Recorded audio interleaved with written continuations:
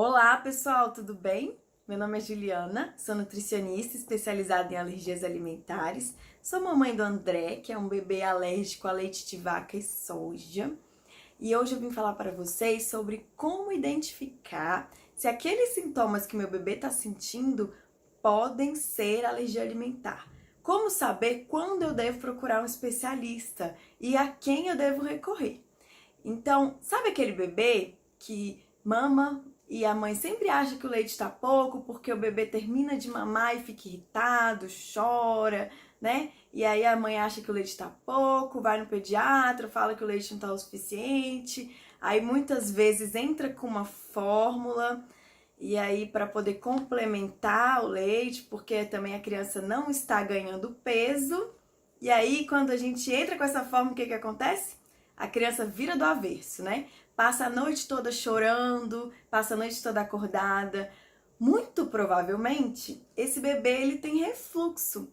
O que é o refluxo, né? Refluxo é um sintoma natural, né, do bebê, porque o esfíncter, que é como se fosse a preguinha que fica entre o esôfago e o estômago, ainda não é muito forte no bebê. Então, quando o leite entra, cai no estômago, esse esfíncter, essa musculatura ainda não consegue segurar tão bem esse leite e aí tende a ficar voltando. Por isso, as manobras anti-refluxo no recém-nascido são muito importantes, que é sempre deixar o berço elevado, né? Esperar, não deitar o bebê assim que ele mama. Isso é muito sério, né? Às vezes eu vejo aquela tia, né? Aquele parente que pega o bebê que acabou de mamar e vai brincar com o bebê, põe o bebê na cama e joga as pernas do bebê pra cima, pra baixo, e aí o bebê começa a passar mal, né? Daqui um pouco ele tá sentindo dor e a gente sempre acha que é cólica, mas não, porque tá voltando o conteúdo do estômago para o esôfago, isso dói bastante, porque a secreção do estômago ela é ácida para fazer a digestão desse alimento. Então, quando volta, vai queimando aquele esôfago, né? E o bebê, ele começa a se irritar, começa a levantar o pescocinho, começa a ter muito soluço. Esse é o refluxo fisiológico, que a gente consegue, né, solucionar com algumas manobras caseiras, muitas vezes nem precisa entrar com medicação. Claro que as medicações podem ajudar, mas em muitos casos a gente consegue solucionar o refluxo com uma boa pega, né? Porque às vezes também acontece porque o bebê, ele não tá fazendo a sucção correta, tá pegando o peito da mãe certinho, mas o movimento de língua dele tá errado. E aí a gente vai precisar da ajuda da superfono para poder corrigir esse movimento de língua com um exercício simples, mas que salva vidas. E aí o bebê para de engolir ar e para de ter esse refluxo. Agora, a gente tá vendo que o bebê tá mamando direitinho, que a pega tá legal e que mesmo assim aquele bebê fica irritado, né? Principalmente à noite, aquele bebê que, nossa, ele sente muita fome à noite, eu tô com pouco leite. Gente, isso não existe. O pico da prolactina, que é o hormônio que produz o leite materno, ele é às 3 da manhã. Então, a gente muitas vezes acha que não está produzindo leite, precisa de um profissional especializado em manejo na amamentação para poder orientar, para poder verificar o que realmente está acontecendo. Existem várias formas, né, para poder aumentar a produção desse leite, com alimentos específicos, alguns fitoterápicos, que são remedinhos naturais, alguns chás que podem auxiliar bastante nessa produção de leite. E aquele bebê tá chorando e tá mamando, mama o tempo todo, não larga o peito e não ganha peso. Aí a gente precisa já ligar nossas anteninhas para ver o que tá acontecendo. Infelizmente, eu pego muito paciente, muitos casos que ficam ali chovendo no molhado, dando murro em ponta de faca, o bebê não tá ganhando peso, o pediatra tá insistindo na fórmula e o bebê continua sem ganhar peso. E aí, por quê? Muitas vezes o bebê tem um refluxo. Não é porque a mãe tem pouco leite, por isso que ele mama toda hora. É porque incomoda, porque dói. Aquele refluxo dói bastante. E o refluxo é um sintoma de alergia à proteína do leite de vaca. Porque quando o sistema imunológico, que é nosso sistema de defesa, né? É como se fosse o nosso corpo, ele tem vários soldadinhos. E esses soldados têm armas muito potentes. E aí, quando o sistema imunológico entra em contato com a proteína alimentar a qual o bebê tem alergia, né, que foi ativado esse sistema imunológico, seja porque a mãe consumiu essa proteína, ou seja porque a gente está utilizando uma fórmula, ele começa a desenvolver células ali no esôfago do bebê, um aumento de células eosinófilos, e aí esse esôfago ele dificulta a passagem, causa muita dor, o conteúdo do estômago volta, né? É o que a gente chama de esofagite eosinofílica, que tem várias causas, mas uma das principais causas em bebês hoje a gente sabe que é por conta da alergia alimentar. Então, a gente consegue observar outro sintoma muito importante, né, do bebê alérgico é aquelas assaduras medonhas, né? E tem criança que chega no nosso consultório lá e fala assim: doutora, parece que meu filho sentou no asfalto, né? Parece que o bumbum do meu filho tá parecendo um fígado. Tem criança que chega a esse nível, né? Aquela assadura que é difícil de tratar, às vezes forma bolhas. Por quê? Quando a criança tem alergia alimentar, o cocô fica bastante ácido. E aí, quando esse cocô sai, a pele do bebê é muito fininha, muito sensível. E aí, assa o bumbum do bebê. Outro sintoma bastante comum é aquele bebê que tem muitos gases, aquela barriga estufada, inchada, não consegue eliminar, uma cólica exagerada. O que é a cólica comum do bebê? A cólica comum do recém-nascido, normalmente, ela tem um horário padrão. A maioria dos bebês é às 5, 6 da tarde, final da tarde ali. Mas não necessariamente, não obrigatoriamente, mas ela tem um horário padrão e ela dura ali entre 1 a 2 horas, né? Então o bebê fica ali bem irritado, com bastante dor, mais ou menos por esse período. Aí aquele bebê que tem cólico o dia inteiro, que chora igual o meu filho, que chorava 7 horas seguidas. Normalmente isso acontecia na terça-feira, porque no domingo eu tinha comido um monte de pão de queijo, bolo, cafezinho com leite. E aí chegava na terça-feira, ele virava do avesso, chorava 7 horas seguidas. Esse bebê é aquele bebê que a gente também tem que ligar as anteninhas para observar e investigar uma alergia alimentar. Porque a alergia, ela é cumulativa. Normalmente, os primeiros sintomas, eles não são tão agressivos. E aí o sistema imunológico, ele vai se armando, é como se fosse uma guerra, né? Então começou ali uma guerra e a gente tem um exército com uma quantidade X de soldados e armas. Se o nosso inimigo, né, ele começa a vir com mais armas, em maior quantidade, com mais soldados, o que o exército de cá faz? Potencializa suas armas, potencializa sua equipe. Então a gente começa a aumentar a quantidade de soldados, aumentar a quantidade de armas, aumentar a capacidade dessas armas para poder combater aquele inimigo. E é isso que acontece com o corpo da criança. Ele começa quanto mais a criança vai tendo contato com aquela proteína, mais graves vão sendo as reações. É cumulativo, às vezes a criança tem pequenos sintomas e de repente vem um sintoma mais agressivo, que são os vômitos de jato, que são as alergias de pele, né? Aquelas dermatites bem intensas, aquele rasgo cutâneo, que são bolinhas pela pele, que parecem brotoejas, mas não é. E aí a gente consegue identificar a diferença entre uma e outra. A criança começa a ter umas placas, né, umas lesões de pele, assim, que na hora que a gente põe o dedinho, sai, a lesão some, na hora que volta, fica elevada. A criança começa a fazer cocô com sangue, e aí é a hora que a mãe se desespera, né? Porque a gente pensa, meu Deus, meu filho tá tendo hemorragia. Por quê? O sistema imunológico, ele tá ali, inflamando todas as células do meu corpo, porque a inflamação não deixa de ser uma proteção. Quando entra uma bactéria na minha garganta, por exemplo, o que acontece com as minhas amígdalas? Elas inflamam, elas incham para poder eliminar essa bactéria. É a mesma coisa que acontece com o nosso corpo. O corpo inflama as nossas células, no caso aí do cocô de sangue, inflama as células do intestino grosso e esse intestino que é bem vascularizado, tem bastante vasos sanguíneos por aí, aí começa a sangrar, porque rompe ali um vaso sanguíneo e aí começa a sair sangue pelo cocô. E aí é a hora que a gente se desespera. Criança irritada, que passa a noite toda chorando, né? E que é irritada, tá sempre incomodada, não consegue dormir por muito tempo, acorda o tempo todo, tá sempre ali querendo peito. Normalmente, gente, não é uma criança chata. Ah, cada bebê é de um jeito, realmente. Cada bebê, cada criança é de um jeito, né? Mas quando a gente vê que a criança tá muito irritada, eu sempre digo, não existe criança chata, não existe criança irritada, existe bebê com dor.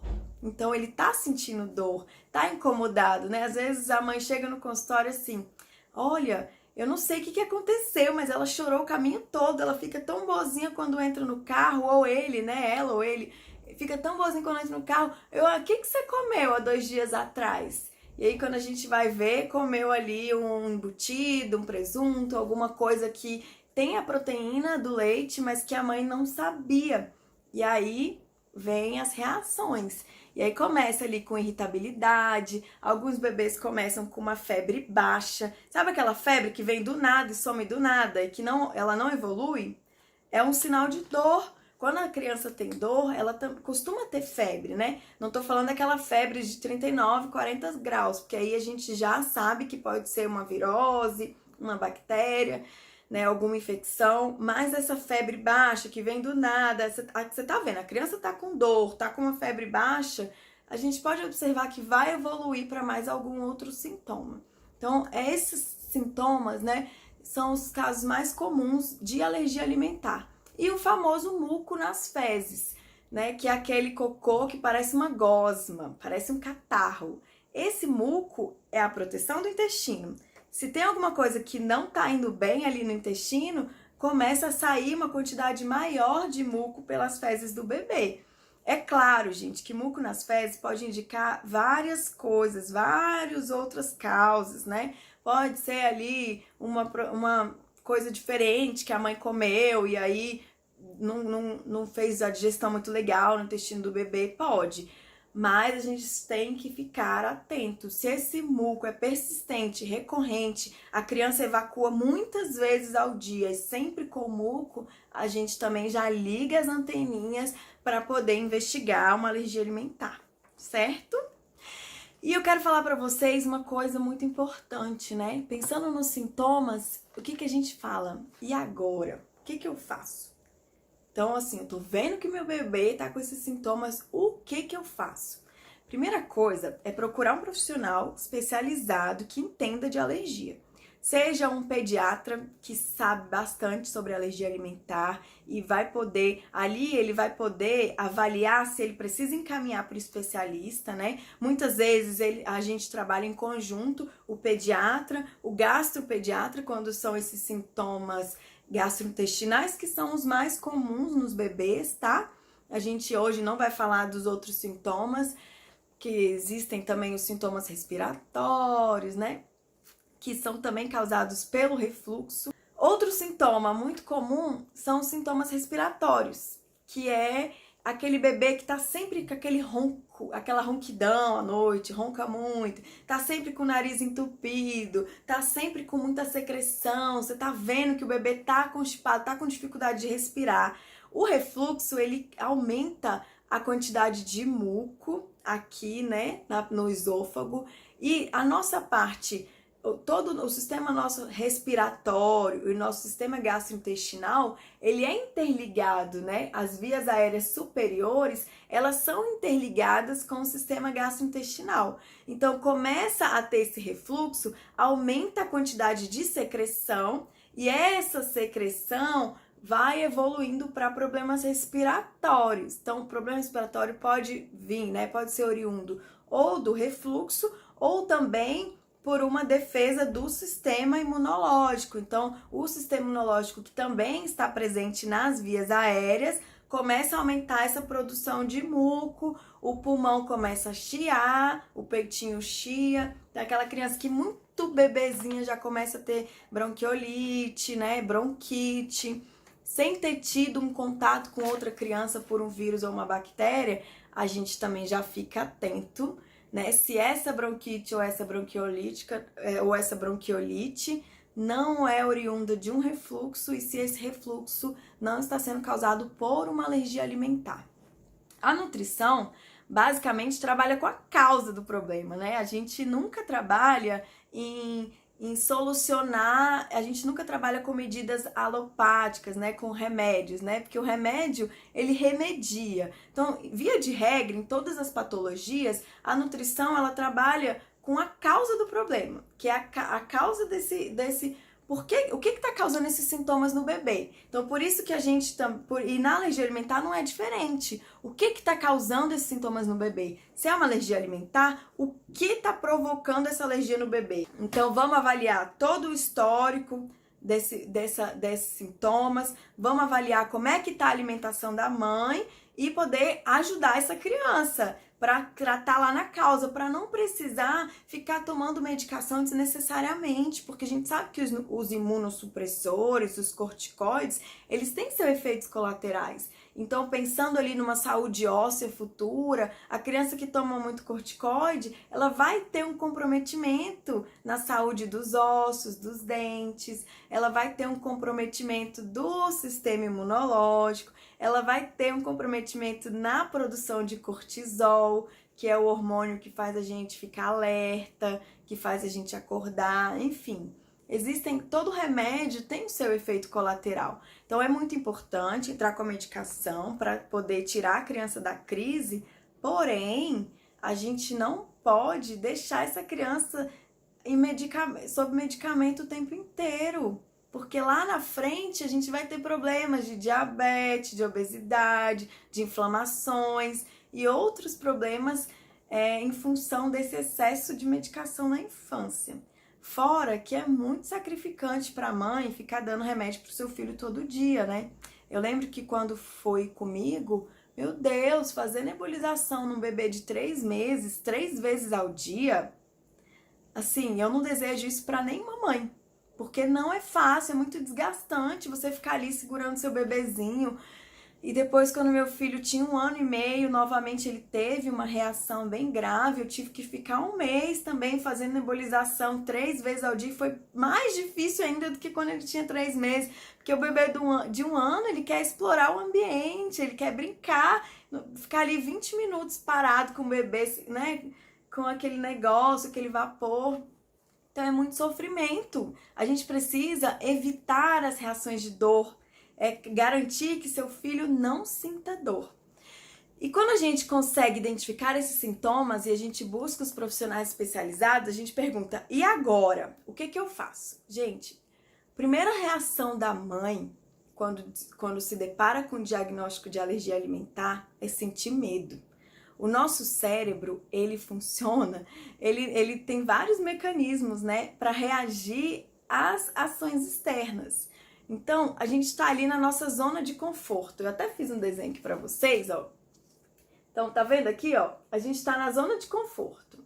Acima da zona de conforto, vou colocar assim do lado para vocês poderem ver o que eu tô falando. E a gente tá ali na nossa zona de conforto, né? Engravidou, planejou aquele bebê ou não, mas a gente sempre acha e a gente tem fé e confiança de que vai ser tudo bem. A gente sabe, né? Tem os nossos medos, a gestação ela já vem carregada de medo, de culpa, de insegurança. E aí quando a gente se depara com o diagnóstico de alergia, a gente começa a querer entrar na zona de aprendizado, entender o que está acontecendo. E aí, só que em cima da zona de aprendizado, tem a zona do pânico. E essa linha entre a zona do aprendizado e a zona do pânico, ela é muito tênue. É muito fácil quando a gente começa a ver o que está acontecendo, o que a gente vai ter que fazer, a gente entrar em pânico. E aí a gente começa a ter medo do novo. E qual que é a reação do nosso cérebro quando a gente tem medo do novo, né? O novo, ele causa muito medo no ser humano. é uma característica natural do ser humano, faz parte da nossa sobrevivência, que é a neofobia, é o medo do novo. Se a gente não tivesse medo do novo, a gente não teria sobrevivido, a nossa espécie não teria sobrevivido, porque a gente teria saído comendo tudo que tem pela frente, comendo planta venenosa, enfim, a gente não teria sobrevivido. Associado à neofilia também, que é a ânsia pelo descobrimento, pela exploração. E aí, quando a gente se depara com esse medo do novo, a gente tem três comportamentos quando a gente está com medo. Ou a gente entra em pânico, e aí o nosso pânico paralisa, e aí a gente procrastina, deixa para depois, ou a gente entra num processo de depressão, ou a gente não sabe, né, o que fazer, ou a gente foge, que é buscar soluções rápidas, então é querer... a indústria, gente, ela sabe muito bem, ela conhece muito bem esses mecanismos cerebrais, ela estuda muito isso para poder desenvolver seus produtos. Então, a gente quer uma solução rápida, porque a gente quer se livrar daquele medo, certo? E aí, a gente quer entrar com uma fórmula. Eu não vou amamentar, esse negócio tá muito sofrido. É melhor eu dar uma fórmula pro meu bebê, que eu tenho certeza que naquela fórmula não vai ter... A fórmula não comeu nada como a gente, né? Que é mãe.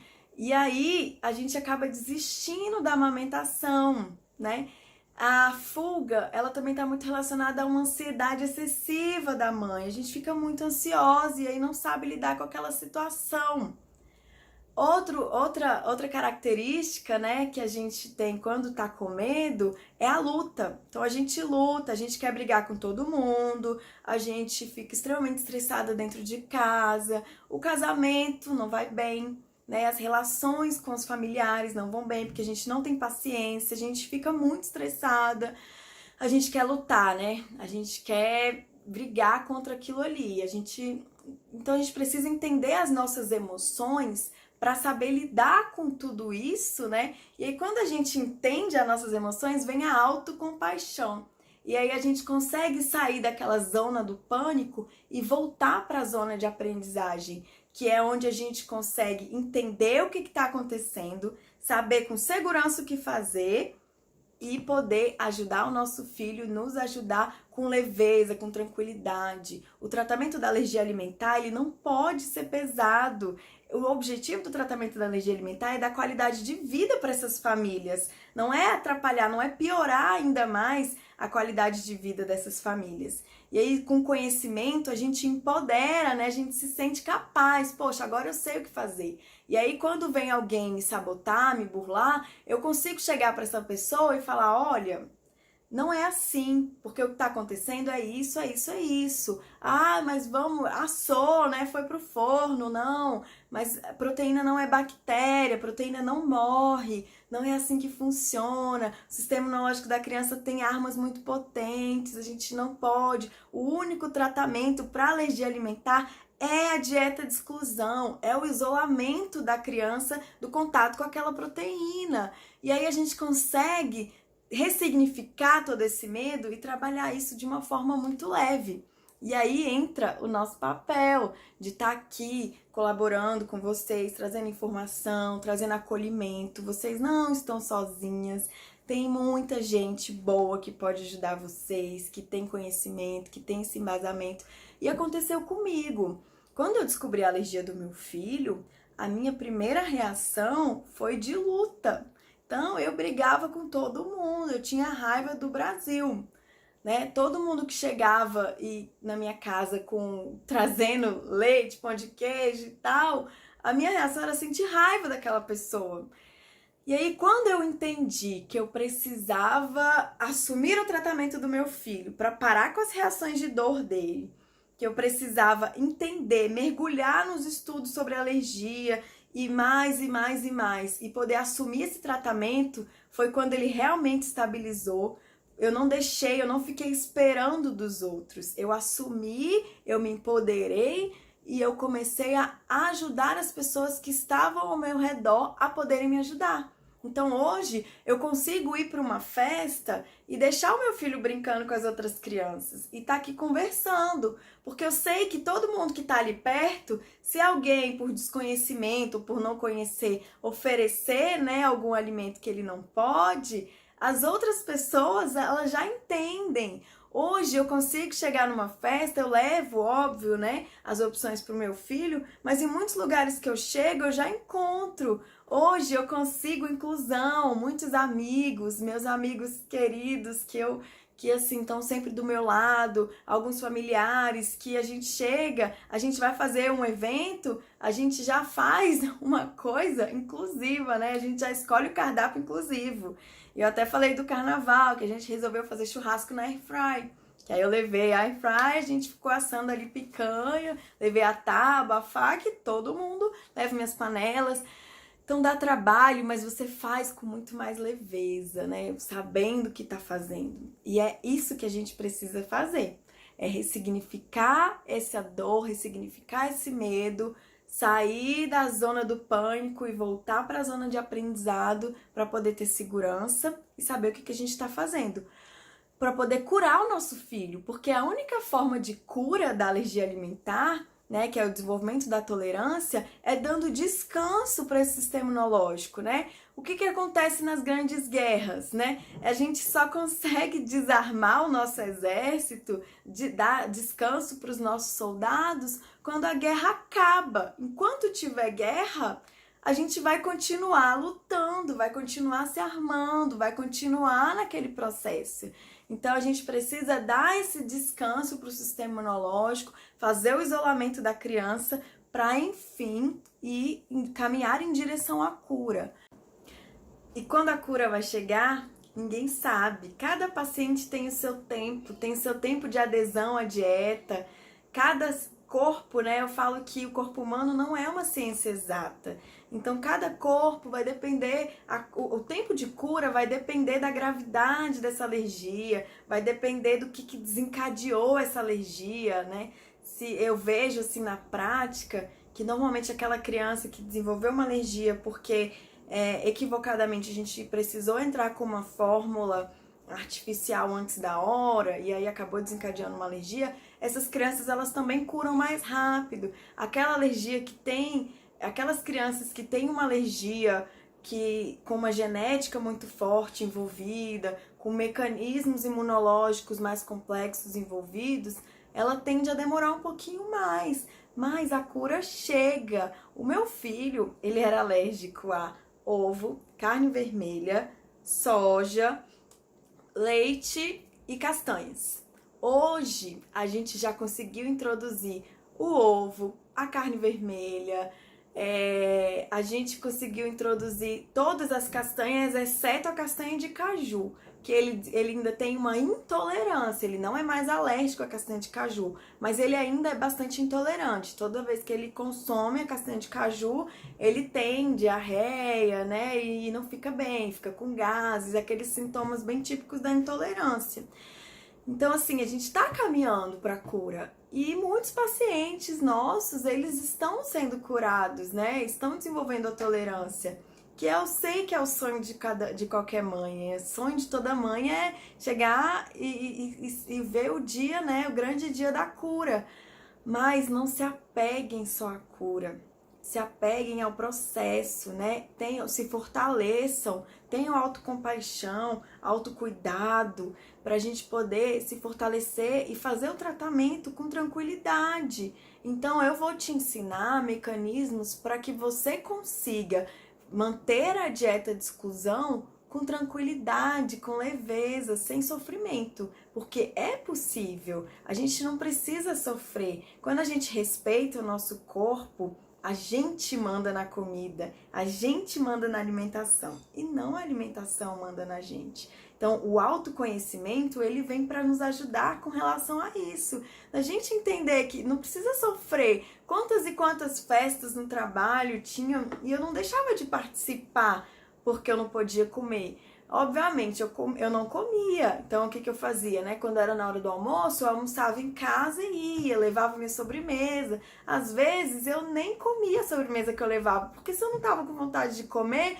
não tinha por que me obrigar a comer. Então, o autocuidado, ele entra muito, né, para nos ajudar a tratar, a manter o tratamento da alergia alimentar.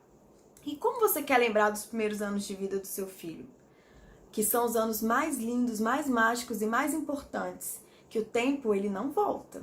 O tempo ele não volta atrás. Como que você quer lembrar? Com dor, com sofrimento, com tristeza, pensando, só quero que isso acabe, só quero que isso acabe, só quero que isso acabe e não se envolver naquele momento? Ou você quer lembrar desses primeiros anos de vida do seu filho com alegria, com amor, vendo ele se desenvolver, com saúde, né? Vendo ele aprender as coisas, estando ali junto, estando ali perto, você se desenvolvendo junto com ele, porque os filhos, eles vêm para nos ensinar não só a amar, mas para nos ensinar a evoluir enquanto seres humanos. Então, eu tô aqui para te ajudar nisso, né? Tô aqui para te ajudar a lembrar, mesmo com alergia, a curtir esses primeiros anos de vida do seu filho, com a família, né? A envolver toda a família nesse processo, a curtir, para não ter problemas de relacionamento com seu marido, para que seu casamento não vire um inferno, que é o que muitas vezes acontece.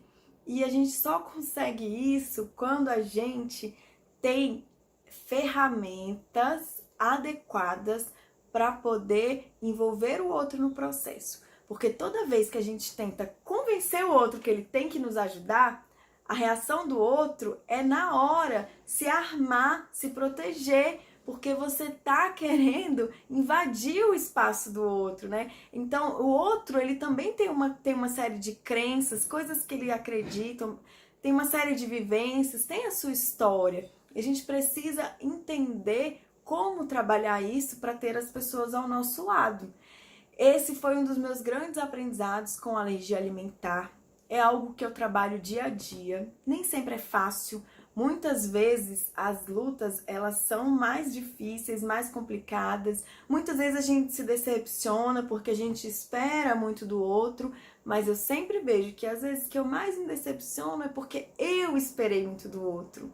Não é porque o outro errou, é porque eu estava esperando demais. Então, além de te ajudar a fazer todo o tratamento nutricional na alergia alimentar do seu filho, eu quero te convidar a ter autocuidado, né? Autoconhecimento, a se fortalecer, a trazer informação para as pessoas que estão com você. E mais uma vez eu digo, vocês não precisam passar por isso sozinhas. Existem profissionais, a gente está aqui para ajudar vocês a terem essa autocompaixão, a terem bastante aprendizado, segurança e fazer tudo isso com segurança, porque a cura vai chegar. A tolerância ela vai chegar e ela chega para todo mundo. Um grande beijo e eu espero vocês no próximo vídeo.